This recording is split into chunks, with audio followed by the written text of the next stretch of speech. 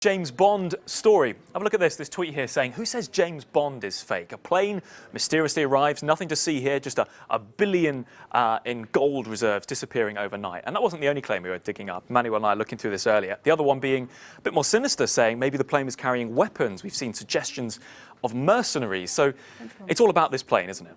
It is, but there are some things that we do know. So we know where it started. And it was a tweet from the National Assembly.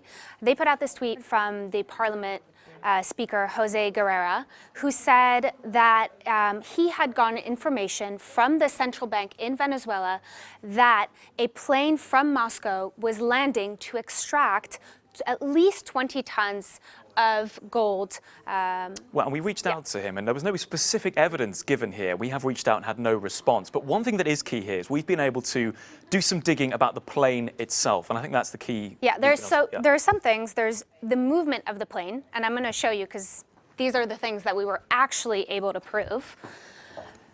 This is flight radar. It allows us to pull up in real time flight movements of planes. And as you can see, we pulled up the number of this plane in question. So the registration number VPBJG, that was the registration number. And you can see here that it flew from Moscow all the way here to Caracas in Venezuela. And it landed in Caracas. It stayed there a couple days. And then what the flight radar shows us is that it flew back from Caracas on the 30th of January, so yesterday, all the way back to Moscow.